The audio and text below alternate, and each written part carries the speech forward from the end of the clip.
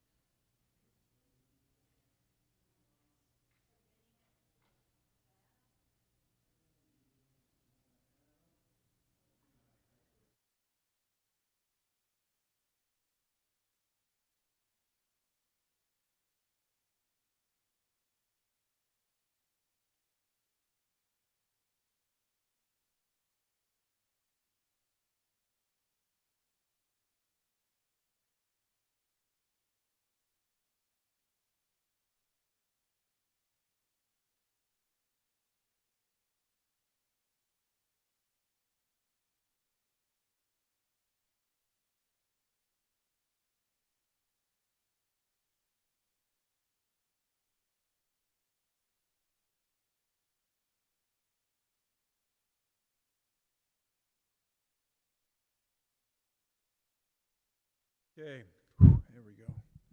Well, good morning. I think today for some is the last vestige before school starts. And so, but anyhow, well, thank you. Okay, we ended last week. Or what we've been doing in this chapter is we've been looking at modernization, and we said what modernization brought, and it really began a long time ago, but more so started really gaining steam in the late 19th century and into the 20th, was this idea of this reexamination of everything. I mean, everything. Obviously, there's an application to us, but everything. And saying, what is progress? How do things get better? And so, are there things that are stalling that progress? And should there be new things put in that those things can continue? And of course, we see the growing, the idea of public education, so on and so forth, was all part of this. And so, with that modernization, you have changes, and you have people looking at things and saying, "Hey, that's how it was always done. Is that the way it needs to be done, or should be done? Are there better ways of doing it in whatever topic you want to assign to that?" And so we saw that as happening, and we're looking at this struggle that's going on with change. It happens anytime that there's these paradigm shifts. And there's always been paradigm shifts. It could be as much as from generation to generation or longer periods and so on and so forth. And often those changes are met with difficulty. There are those that say, "Hey, what's going on? What was wrong with what we had?" And there's others that embrace and say, "Hey, things can be so much better," whatever that happens to be. And there is always that. We see that in politics. We see that in everything. Now, it's not saying one's right, the other's wrong. It's just that's so.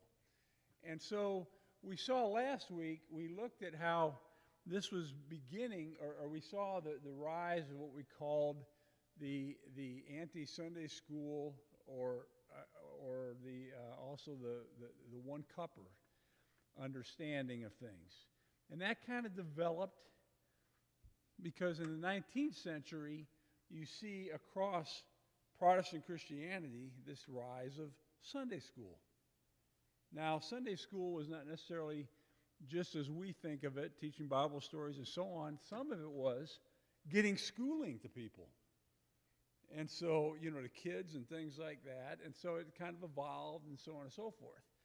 And so with the way that our fellowship kind of looked at things, the hermeneutic, if you will, looked at things, and there were some then that said, "Hey, wait a minute. We don't see this divided assembly," as they called it, in the congregations. And so what is their Sunday school for? And so there were those that on that way of interpreting said, "Hey, wait, that can't be correct." And then that was also going to happen with the one-cupper, as we looked at, because we see in the example of Jesus instituting the Lord's Supper, he passed one cup, and they passed it around. And so the idea is if we are supposed to follow all these ways and things they did in the New Testament, then that would make sense. And there was others that said, hey, wait, I'm not sure that's a right application. So that's what you see happening here. And it's not just been with our group, it's been with every group, has their own particulars and so on. We are not unique, but this is from our story. And so from that, there are still one-cup congregations and the non-Sunday school congregations that are out there, but there's not lots, and it tends to be more in smaller, more rural congregations. Now, it's not necessarily bad or something, but that just seems to be that's where that understanding is there. And for them, that's very significant, those things, that if you don't practice those things, you're really off in your following of God. And so, and again, it's all over the spectrum. Now, that brings us to what we call the battle over institutionalism. Have we heard that phrase before? Some of us have, some of us have not, even though it may have been in the middle of it. And I think as the Longers pointed out to us a few weeks ago, that some of these things, well, we didn't experience that in our congregation. Well, but others did. And so remember, there's more to it than our experiences and story. And it's just important to realize that. Now, what was this battle over institutions? Well, we're going to take a look. The non-class schism was only a minor skirmish compared to the far larger battle over institutions that would rend churches of Christ in major ways by mid-century. As early as 1914, W.E. Brightwell saw this second fight looming menacingly on the horizon and predicted with deadly accuracy the next religious war will be fought around the issue of institutionalism. 2 years later, Brightwell described the problem in more specific terms. Churches of Christ were growing large and prosperous, he said, and many had begun to concern themselves with gaining prestige for the church. They were building colleges that exalted human wisdom, and they had abandoned the countryside for the city, heedless of the fact that their strength throughout their history has been rural and rugged. They had built some fine buildings and hired station pastors who often sought not so much to preach the truth as to please their employers. In their zeal for growth, they had experimented with radio preaching, which by its very nature undermined plain, hard preaching. And so there's a lot going on here. Okay? And so let's take a look at this. First of all, he's using phrases that were often used in describing these things, mainly looking to the city places. And so you see that rural and city divide that we talked about extensively previously. And so that's in there, and then it's that tension is draped in theology, whether it should be or not, when it's really some of these things. And so we see colleges. Now, Alexander Campbell in our fellowship started, maybe it wasn't the first one, but it was the main one. I think Walter Scott started Bacon College, which became eventually the University of Kentucky, and that might have been a little earlier. I can't remember. But anyhow, and so that was in Bethany, West Virginia. And that was, I think, in the 40s, 1840s. And so he had to raise money for that and things like that. And we're going to see some quotes that kind of relate to that. But anyhow, and so you see churches of Christ were a frontier religion, if you will. And so, and we talked about the mindset of all that and before. And so there was this distrust of cities and, masses of people and so on and so forth. Well, that's what he's referring to when he says they're going to these colleges that are exalting human wisdom. Because what about the preachers? How did the preachers learn preaching? Well, they learned it from reading their Bibles and listening to other preachers. They hadn't gone to schools. And so we see then with these growing of the colleges and more, Lipscomb started his, the National Bible Institute and others, and we've talked about some of that. Well, this becomes more and more prominent. These are institutions as they're being labeled. And so there was this thought and this bias against, hey, I grew up and could preach and everything, and boy, look what you guys are learning. And so anyhow, so we see this happening. They had abandoned the countryside for the city, heedless of the fact that their strength throughout history, as he said, had been rural and had been rugged. And so anyhow, so we see this happening here.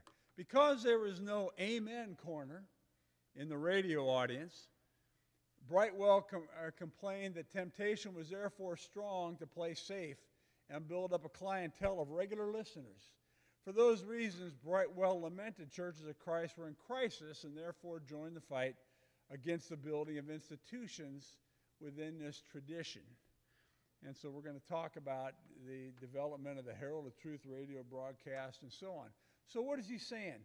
He's saying, you know what, we used to speak strong with the plain, hard and plain preaching. Well, what did he mean by that? What did he mean by hard and plain preaching, do you think?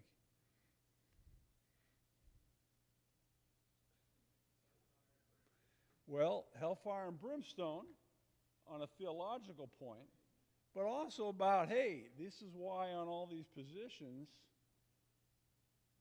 our thoughts are better than yours.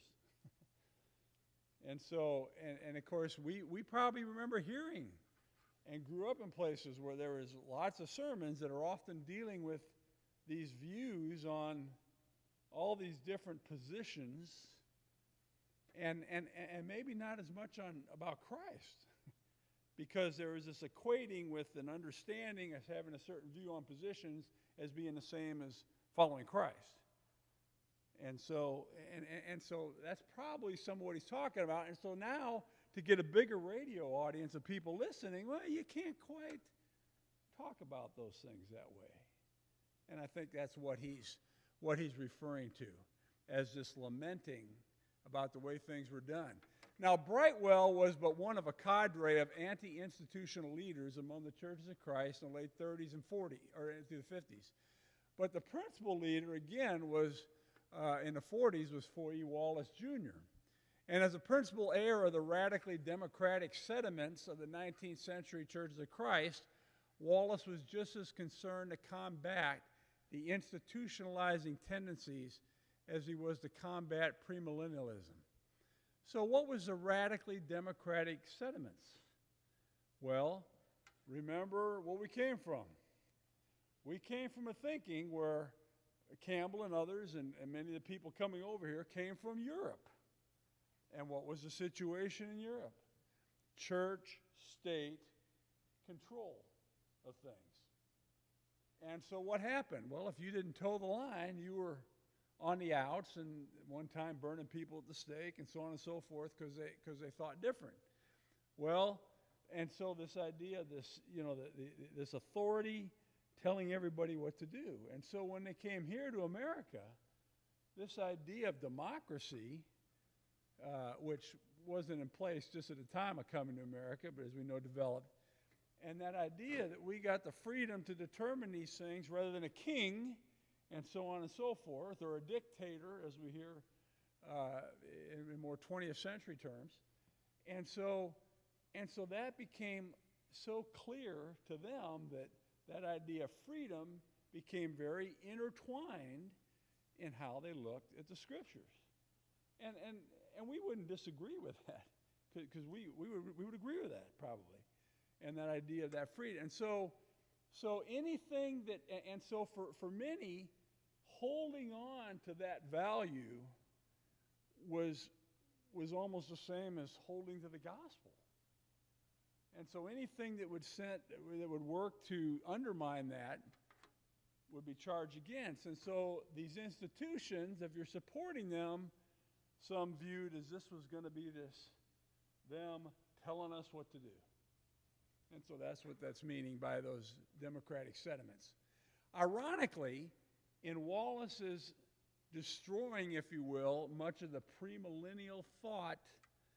And of course, why did they do that? Because in their view, premillennialism, that Christ had to come before the millennium to make things right, which Stone and Lipscomb and some others held to. Not necessarily the crazy stuff that happened in the 70s, okay, with the, locusts or Russian helicopters and all that stuff. And so with the premillennialism, they wanted to undermine that because they said they're saying the church is a mistake or an afterthought. And so that it's just there and it's kind of a temporary thing until Christ comes. And so for many they said, hey, wait a minute, that can't be. That destroys the church from which Christ died, and all the thinking on that position. And so for Wallace and others, they said that can't hold. And so they went after that, and most diminished it. We went into that in great detail. Now, and instead, he promoted self-reliance, militarism. In other words, he went from being opposed to being in the military to for being in the military. Wallace did. And values ran counter to this apocalyptic orientation. And Wallace helped lay the intellectual foundation for those aspects of modernization he would later strenuously oppose. In other words, Wallace, saying he's against these things, but in getting rid of this apocalyptic worldview, that was the foundation which in the thinking and theology that allowed you to oppose that. And he kind of underdid that. So we see this complexity, and I know that's confusing, and it can be, but nonetheless. Wallace never saw the point. From his perspective and many of his colleagues, premillennialism and institutionalism were two of the greatest threats to the integrity of the churches of Christ. Premillennialism threatened the church's ultimacy and finality, in his view, while institutionalism threatened its New Testament piety. In other words, our autonomous congregations under the side of elders, and which Wallace believed to be essentially democratic. The fact that Wallace and his colleagues could fight on both of these fronts with equal vigor suggests the extent to which they had absolutized the democratic experience as itself a principal manifestation of the kingdom of God. In other words, democracy is part of the kingdom of God. And we know that when people feel that God is on their side, you can do a lot. You can do a lot. Now, it's really interesting. For example, World War I, World War II, if you will, Germany thought God was on their side. And say, wait, and from our point of view over here, how can you even think that? Look at what you got. Look at your leader. And I'm just saying that there were those that were motivated by that, and so that's an important aspect. Now, the institutional controversy gained significance in the 1930s, moved to center stage in the 40s, just as the premillennial controversy was slipping into the wings. In other words, they'd kind of taken care of most of that in the 40s. Wallace launched several journals to facilitate these fights. He resigned from the Gospel Advocate in 1934. If you remember, he was the editor there for about 4 years, I think. And in 1935, he founded the Gospel Guardian. Now, listen to the title, Gospel Guardian. What does that imply? That what he's doing is protecting the gospel. But from the point, he's guarding the things of the gospel, which ran from 1936 or through 1936, so it was only a couple years. And then he formed his Bible banner and used it to vanquish the last remnants of the premillennial heresy within the mainstream churches of Christ.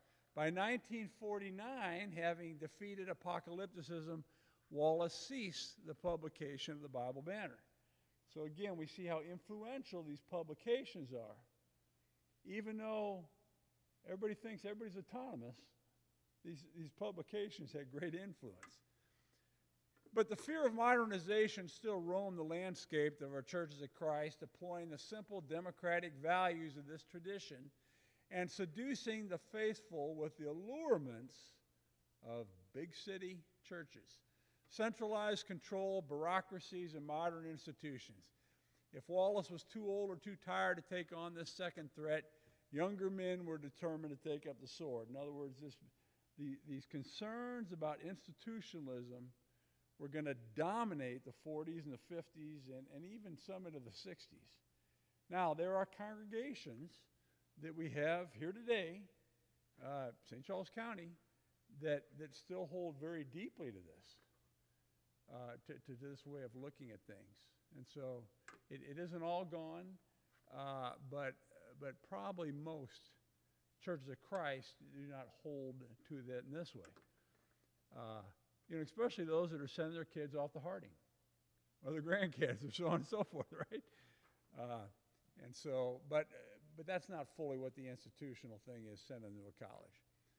By 1949, those that were opposed to these things revived Wallace's first paper, The Gospel Guardian, which had been out of publication for about 10 years, and Roy Caudill of Lufkin, Texas, published a paper and appointed Fanning Yater Tant as the editor. And I've always loved our Church of Christ brothers' names. There are always three of them, and they're just amazing.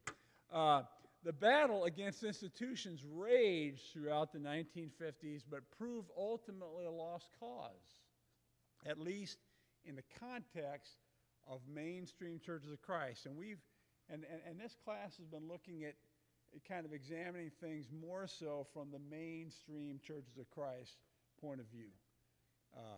Events in the 1960s revealed all too clearly that the mainstream churches of Christ had accommodated themselves to the values and the mores of modernization in a variety of ways. Modernization, however, often hid behind primitivist rhetoric, and for that reason went largely undetected by the progressive leaders in the mainstream church, and we'll get a lot more into them later.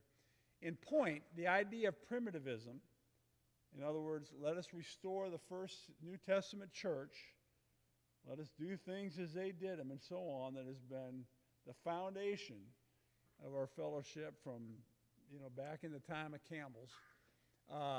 The historic center and core was rapidly becoming an empty myth with little connection to the modern world in which our mainstream churches now live. So what does that mean?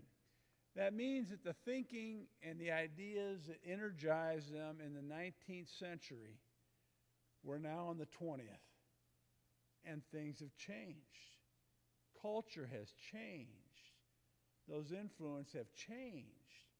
And so while still holding on to the idea of restoring the primitive rhetoric, a lot of the foundation behind that understanding has dissipated from a lot of reasons. These views on things, people living in the culture, we see these improvements that are going on. Hey, we got a car now instead of a horse and a buggy. We got indoor plumbing. We got a refrigerator. Who could disagree with that? And I'm not saying they were disagreeing with that, but just showing how there was a lot of things of modernism that were embraced. And so just as these things change, those foundations weaken. Now, let's understand these dynamics of change. At this stage in our long, complex story, and some would emphasize long, it would be helpful to take a closer look at some of the factors that led to this transition, exploring the critical impact of World War II. Of first importance was the progressive loss, in other words, those more embracing modernism, of the apocalyptic perspective during the following World War I.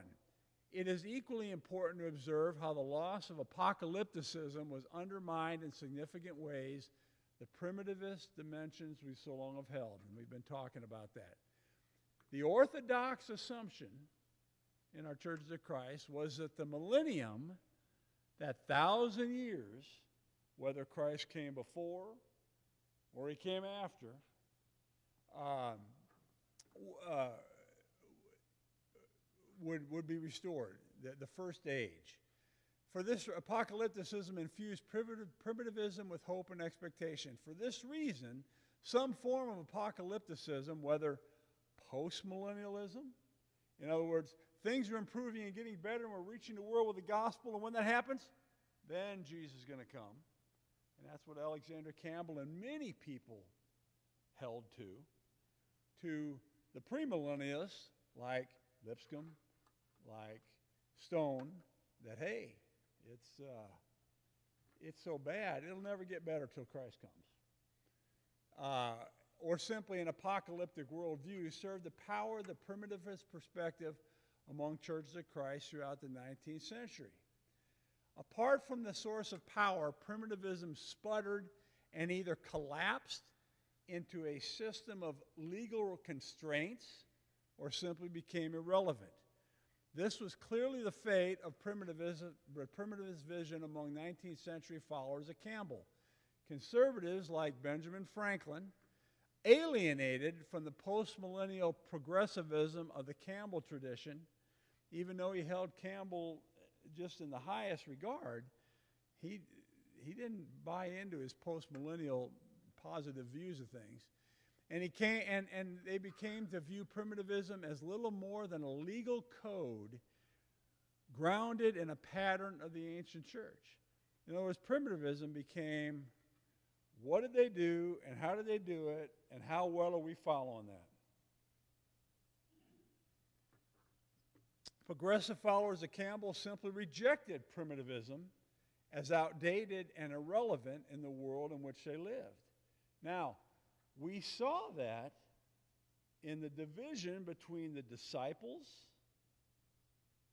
and the Churches of Christ that was official in 1905, but was happening for 25 years before that. We see that. And those into the disciples tended to much more embrace the things of modernism than did those that would eventually be the Churches of Christ. And so remember, when that split happened, what happened? They controlled all the colleges, they weren't universities, colleges that we had in the fellowship. And they got most of church buildings. And so in the north, that was certainly the better stuff.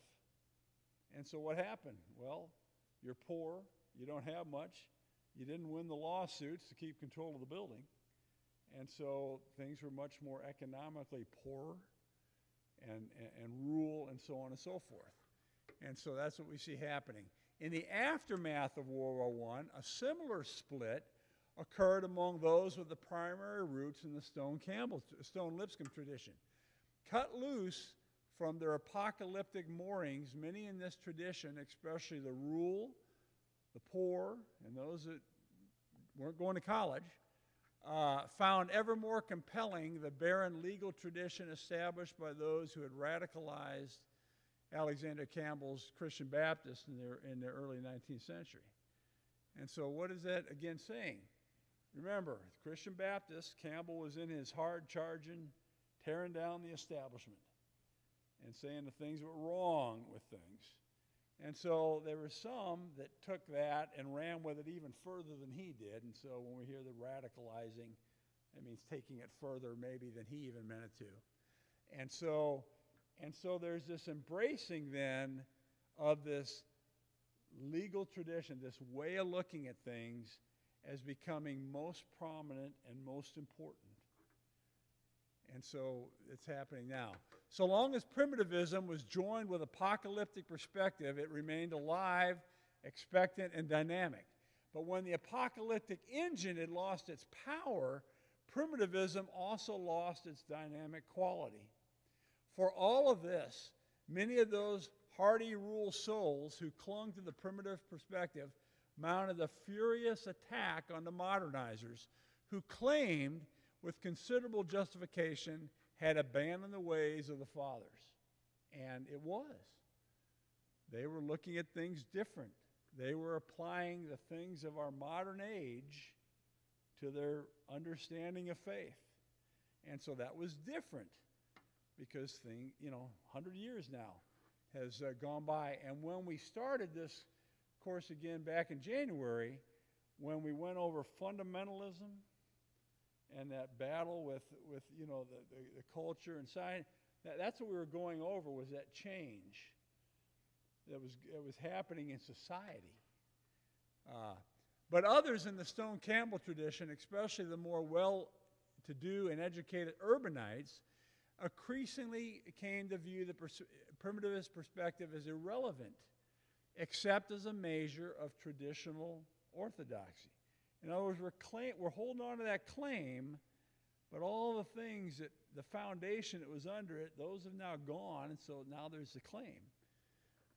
The appeal of primitive Christianity continued to hold churches of Christ together, to be sure, but for the children of the modern world in the 1930s and 40s, primitivism increasingly became a banner without a cause, a body without a soul, and orthodoxy divorced from truly meaningful worldview.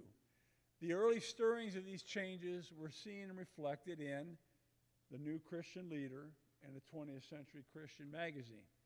In other words, they were doing something different than had always been and promoting a perspective that was different. Second, if the spirit of the Gilded Age, and what was that? That was that thin, remember, gold veneer on lesser things, but the Gilded Age was what? We had this economic prosperity rising in the 1880s and 1890s, and it kind of distracted or blinded from a lot of the social problems that there was. And so while the spirit of the Gilded Age had facilitated the culturation and modernization among the disciples in the North, and the churches of Christ spoke against and thus the split, the emergence in the New South between 1913 and 1945 facilitated similar changes among our fellowship, especially in the 1930s. So what's that saying? This path that the disciples had taken that was so much fought against and debated and division, the same thing started happening in the South. In other words, the South lagged behind in this economic development by several decades. Okay? And so now that's happening there, and that economic upsurge is it beginning to affect those in our fellowship who didn't think that way. And it's influencing them. And so that's what that's referring to. And so we're going to see this challenge. Ron, is that confusing? Okay. As George Tyndall, another noted historian of the American South, has written, precisely during those years, Southern people moved into a far more diversified and pluralistic society. Then, as if describing the dynamics that characterized churches of Christ during that period, Tyndall wrote, for many Southerners, the stresses of change set off defensive reactions against the new and the unfamiliar. But for many others, change offered at least an escape from poverty, both economic and cultural. And so again, we see these titanic changes going on in the culture and the society. And whenever that happens, it's not seamless. And so that's affecting them also. Many traditionalists among the churches of Christ were among those Southerners reacting defensively to the stresses of change. It was the progressives among the churches of Christ who found an escape from economic and cultural poverty in the New South.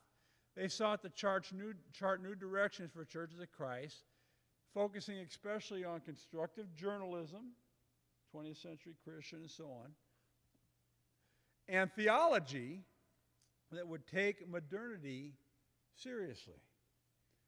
Even more significant, these progressives created a theological climate that would sustain the institutionalizing phase of modernism that was yet to come.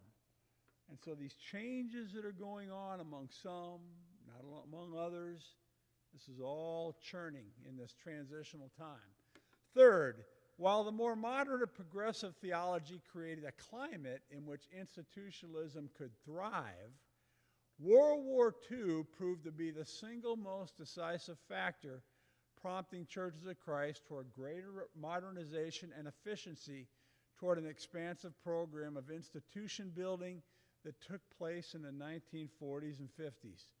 During the post-war period, Churches of Christ identified ever more closely with the dominant or the values of the dominant culture.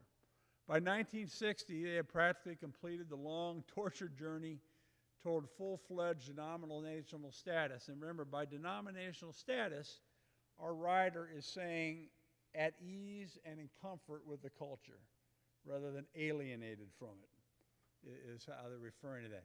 And so, what happened after World War II? Some of you would know.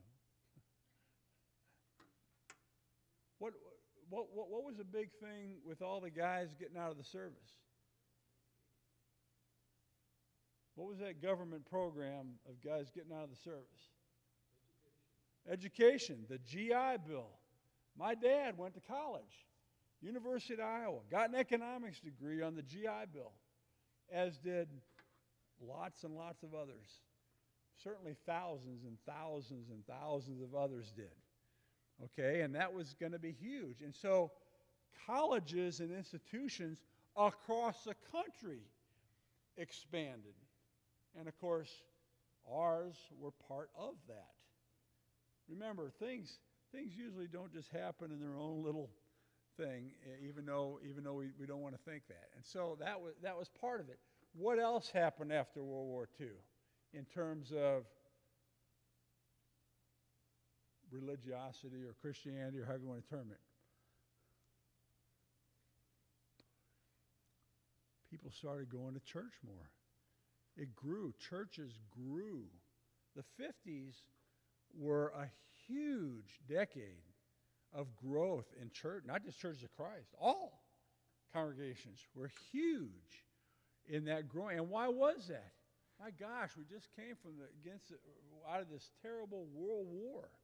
And there were those that said, if Christianity had been out there, this maybe wouldn't have happened. And so you're going to see the rise of missions, probably not just among us, not that there weren't missions before, but a big rise of that and so on and so forth.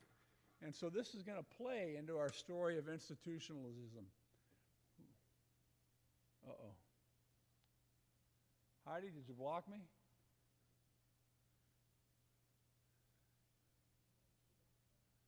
She is. Heidi?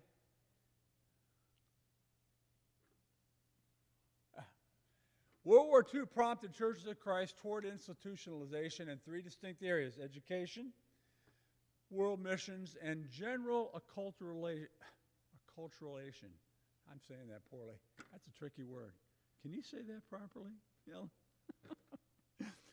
First, the post-war period focused attention on colleges and universities as thousands of GIs came home from Europe and began their education.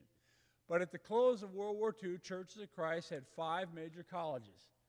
We had David Lipscomb College in Nashville, which had come from the Nashville Bible School, founded in 1891. Abilene Christian College, founded in Abilene, Texas in 1906. Harding, founded in 1924. Remember, we looked at that journey of that. Freed Hardeman in Henderson, Tennessee, founded in 1869. And George Pepperdine College in Los Angeles in 1937. So these were our main church-connected colleges to Churches of Christ. The massive influx in students after the war, coupled with the post-war religious revival, implicitly raised the question of the extent to which colleges could promote the growth and maintenance of Churches of Christ. In other words, will these colleges help the congregations and help the congregations to grow, both in the United States and abroad? The question, in turn, raised a critical question of support for these colleges. And at this time, that's going to be the crux of what the institutional controversy was. Should they be funded solely by individual congregations or contributions, or could they be supported by congregations? The former opinion would inevitably hobble their growth. In other words, if it's just individuals, there's going to be probably less contributed overall if it was just by individuals. The latter option would, in effect, render colleges as institutional agencies of the congregations that provided support, is how the argument goes. And so if the congregation is doing that and supporting that, then those institutions might have undue influence over our congregation, and thus challenging that what is called the radical democratic piety, because we want nobody from above telling us what to do like they did in Europe or those other groups. And so again, very important point. And a situation we said we would want to counter to those things. Second, the war sparked among churches of Christ an unprecedented awareness of other parts of the world that led to a growing interest in missions. Not that there wasn't, but it kind of exploded. And I asked before, and I can't remember, Jerry Jones years ago gave me this old book on the guy that went over to Germany. It was called In the Footsteps of Hitler. And it was chronicling his efforts on behalf of the Churches of Christ to try to evangelize Germany, under the thinking that this would have never happened, or maybe wouldn't have happened if those efforts had been previous. But anyhow, it was clear that a single congregation faced with, during the war itself, some congregations began making plans to evangelize Germany and Japan after the cessation of hostilities, but it was clear that a single congregation faced with such a momentous task could do relatively little. In other words, one person can only do so much. If we group together as a whole, we can do more.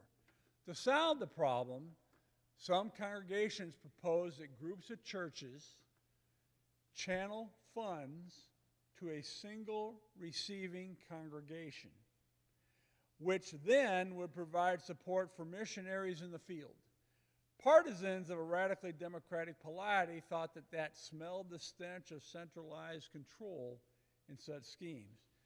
So what do we see happening here? Well, what was one of the huge problems in the 19th century that facilitated the split with the disciples? Missionary societies. And so the church giving money to these societies, well, what was happening in that case was the societies were then telling the churches what to do. And so that was fine with the disciples, or for most of them, but it wasn't with the other segments. Okay, and so you see that. Well, so how do we, this is getting on touchy stuff, but you know, sometimes we do some real gymnastics to try to get around things, right? Either mental, verbal, or whatever.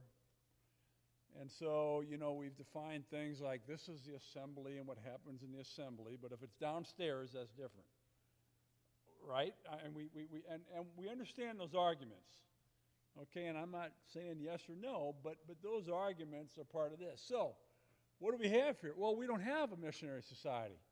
We have a congregation with elders that are overseeing this work, and so that's not diminishing the church, is the way the argument's going.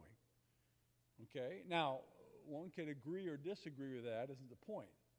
But nonetheless, this idea of cooperating congregations was going to be huge in the late 40s and then into the 50s, and was going to be central to this argument of institutionalism.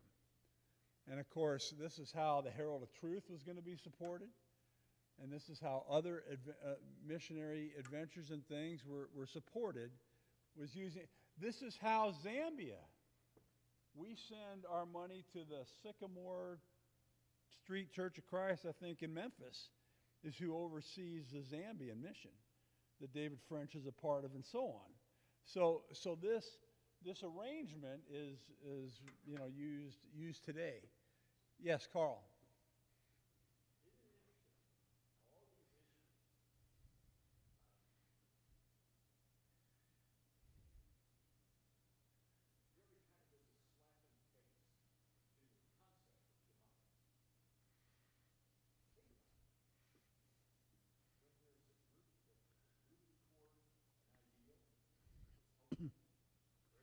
Yeah, yeah.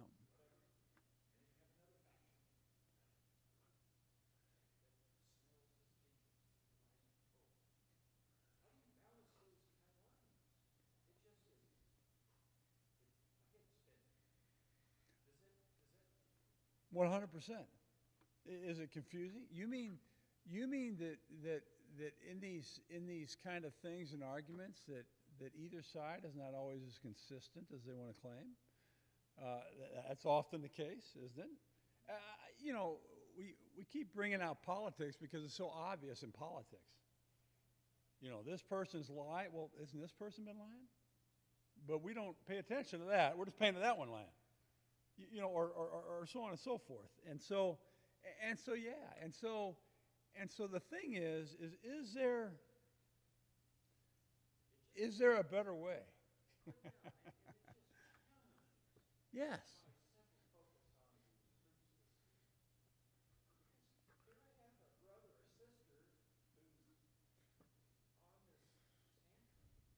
Mhm.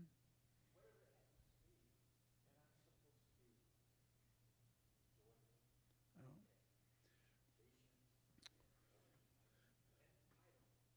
yeah. Sure.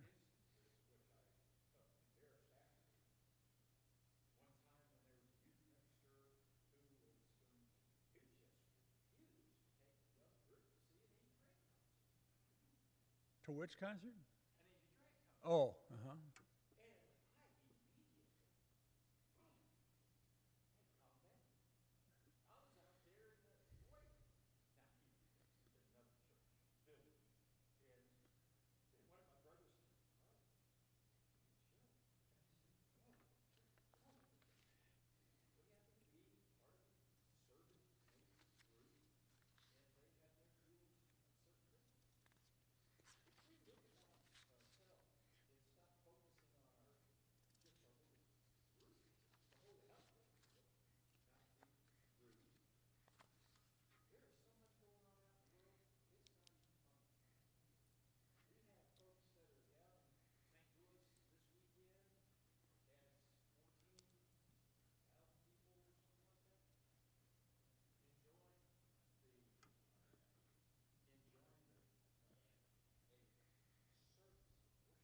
Yeah.